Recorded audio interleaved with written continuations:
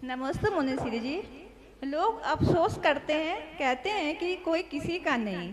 ये क्यों नहीं सोचते कि हम किसके हुए हैं। जिंदगी का कैलकुलेशन बहुत बार किया, लेकिन सुख दुख का अकाउंट कभी नहीं समझा।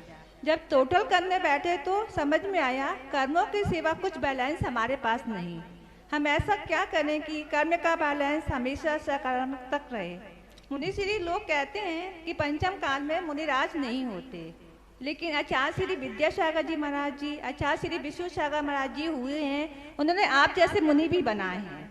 फिर क्यों कहते हैं कि पंचम काल है, होंडा शैपनी काल है, सब दोष उस काल को क्यों देते हैं हम? देखिए, कर्म का बैलेंस बनाना बड़ा कठिन है और उसके लिए ध्यान स्वाध्याय सर्वोत्कृष्ट है।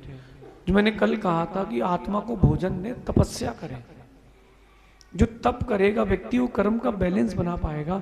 तीर्थंकर भी केवली समुद्घात करते, उनका भी बैलेंस जब बिगड़ जाता है, या सामान्य केवली भी समुद्घात करते हैं कर्म के बैलेंस के लिए। तो आपको भी बैलेंस बनाने के लिए तपस्या करना ही चाहिए।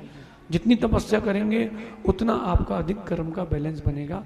और रही बात पंचम काल में मुनि होने ना होने की, तो जिनके मन में शंका है कि पंचम काल में मुनि नहीं होते, तो कोई बात नहीं।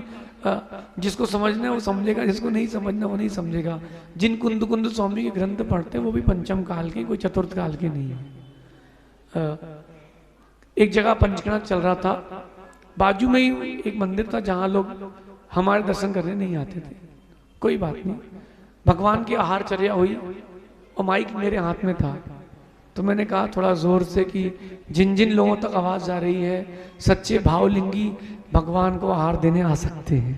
क्योंकि भगवान तो भावलिंगी है ना, तीर्थंकर मुनिराज तो भावलिंगी है। भले ही पंचम काल की प्रक्रिया हो, है तो चतुर्थ काल की, फिर भी नहीं आया कोई, क्योंकि उनका हट है।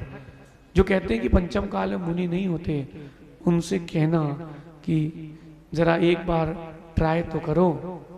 गर्मी के मौसम में केस लॉन्च करके भूखे पेट विहार करो। प्यास जब लगे ठंडी में, गर्मी में, तो देखो सूर्य कैसा तपता है। जब ठंडी में ठंड लगती है शरीर ठिठुरता है, फिर भी दिगंबर मुनि खुले बैठे हैं। इससे बड़ी क्या तपस्या है। लोगों को लगता है कि चर्या होना चाहिए। एक क्षेत्र में मैं गया, वो कहते हैं कि हम क्षेत्र में उन्हीं के लिए दरवाजा खोलते जो चर्यावान होते हैं। मैंने कहा भैया चर्या की परिभाषा बताएंगे क्या आप? चर्या की परिभाषा क्या होती है?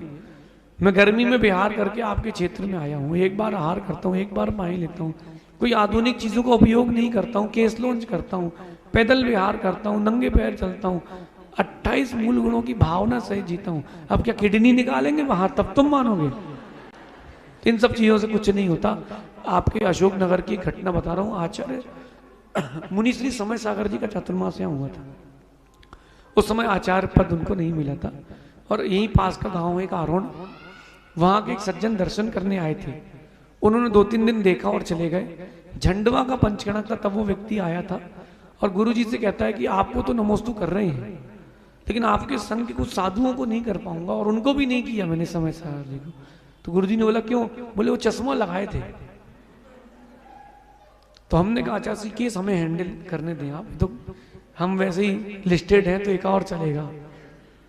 तो उनको हमने अंदर कमरे में ले गए, अपरमित सागर जी को ले गए। मैंने कहा कि देखो दादाजी चश्मा नहीं लगाना चाहिए, बात तो सही है आपकी। तो अपरमित सागर जी आज से चश्मे का आजीवन त्याग। इनने कहा त्याग? मैंने कहा दादाजी अब ठीक है? बोले हाँ। मैंने कहा अब तो इनसे कहा कि अब तुम समाधि ले लो। तो बोले हाँ ठीक है। पहले सेटिंग हुई थी हमारी, हम लोगों की तो आंखों में ही बात हो जाती एक एक पेज की भी। तो इन्होंने कहा ठीक है मैं समाधि लेता हूँ, अब इस जगह से उठूंगा ही नहीं। तो कहते नहीं नहीं युवा अवस्था में समाधि नहीं ले सकते आप। तो मैंने कहा भैया इनको दरवाजा खिड़की दोनों नहीं दिखते, ये दरवाजे की जगह खिड़की में घुस जाएंगे, खून निकलेगा और जीवों की हिंसा होगी। अब आप तो समाधि लो। और मैंने कहा मैं भी समाधि लूंगा। दादाजी बोले नहीं। तो मैंने कहा फिर हम ईरिया पद का पालन कैसे करेंगे? चश्मा लगता है तो क्या साधु नहीं बन सकते? बोले नहीं नहीं बात सही है, नमोस्तु नमोस्तु। तो जैसा भूत वैसे ही बभूत। जिसकी भवितव्यता वो मानेगा, जिसकी आने वाली पर्याय विकृत है वो क्या दिगंबर मुनि के दर्शन कर पाएगा? ऐसा समझ। अगली जिज्ञासा